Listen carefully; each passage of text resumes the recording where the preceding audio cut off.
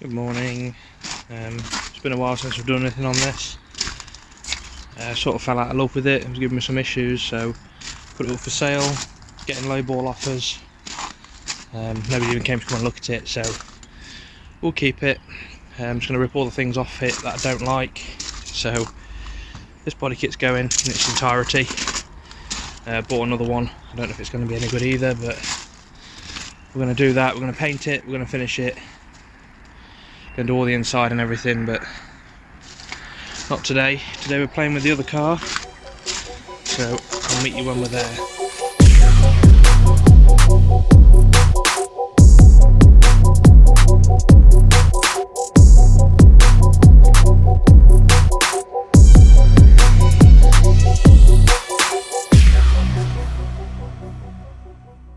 So, Audi A8 long wheelbase, 4.2 TDI diesel, big old boy. Some factory air ride that I've basically just undone out the valve block just to see where it's going to sit.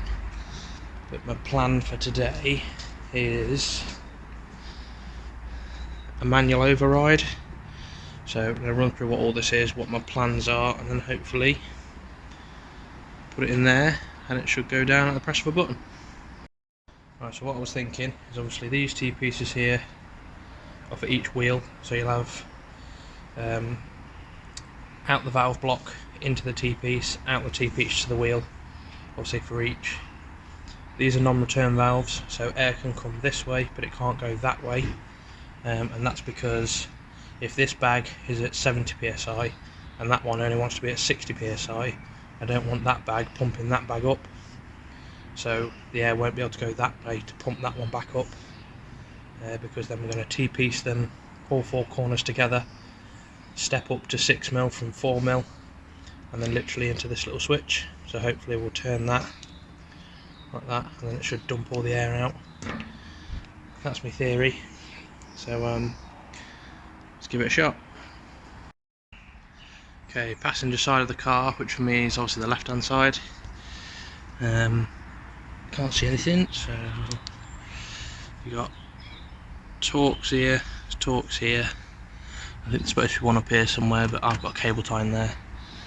Obviously wheel off, and then this just sort of like pulls forward, and then there's the valve block just there. So as you can see, I've taken some things out.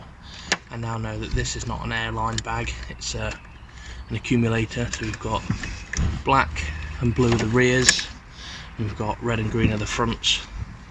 So we'll start teeing in and hoping that works.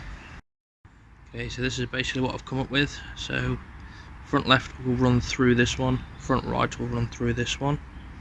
The non-return valves obviously allow air to go this way but not this way, and then we're going to run them down into a T-piece, which then is going to be exactly the same on the rear. I'm going to T-piece those two T-pieces together like so. That will then go into my expander, which is this from 4 to 6mm, and then we'll route the 6mm hose into the car somewhere and mount this.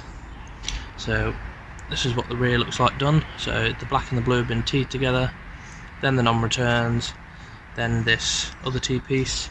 I'm just going to do the red and the greens together with this bit, and then we'll tee them together, put the expander in, and then we'll route it into the car, which is going to be the fun bit, so I'll keep you updated.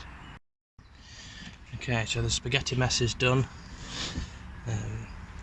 This is the T-piece that's teed the two other T-pieces together from earlier. So we've got one ways into a T-piece, into this T-piece, into the expander, which is here. I've given myself a full extra loop of 6mm. I'm thinking in future, if we've got air leaks or whatever, or we need to do repairs, we've got plenty in there. Gone underneath this rubber boot, which is then basically gone in behind the glove box, which I'll show you in a minute. But yeah, we're just going to cable tie all this up, put all this back, and then we'll work on the inside. Okay, what I did here is this 3 screws up here. You won't be able to see, but the way my fingers are. It's basically one there, there's one there, there's one there. Take them out. Take this off and take that and that out. There's one more under here somewhere. Take that out and the whole glove box will feel like it's going to fall out, but it won't. You basically have to take these out, and there's 2 screws behind these 2 trays. Take them out, glove box come out. The rubber boot is behind here somewhere, you can see it with the glove box out. And then I've routed my airline basically behind this centre trim here. Forgot to film it all because I was getting annoyed. But I've put all this back now, so I'm not taking it back off again. But yeah, anyway, that all goes back in. Something like that, so I'll do all that and I'll meet you on that side. Okay, this side's very similar. You have to take this trim piece off here again. We have to take the aluminium or wood or whatever trim you've got off there off. And there's a screw here, and a screw down here. We just pulled that down enough, we don't need to take the other side off. Just so we can see where the pipes come through, which is where the centre console is, just through there. I'm going to put my switch in this little cubby thing. So I'm going to drill a hole right at the back of it, and then route this through the hole that's already there. And then I'm just going to vent it down in the sill somewhere. So I'll come back out there, down here, under this trim, and vent it in that sill somewhere down there. So I'll do that, and I shall be back. I could have probably done with a slightly different valve setup, or some 90-degree bends, but whatever, we're going to run with it, 'cause it's a bit tight in there when I push it in. But yeah, comes through there, around the back here, under here. I'm just going to go under this trim, just ends under here somewhere, so that should be alright. But I'll finish putting this back together and we'll see if it pumps up.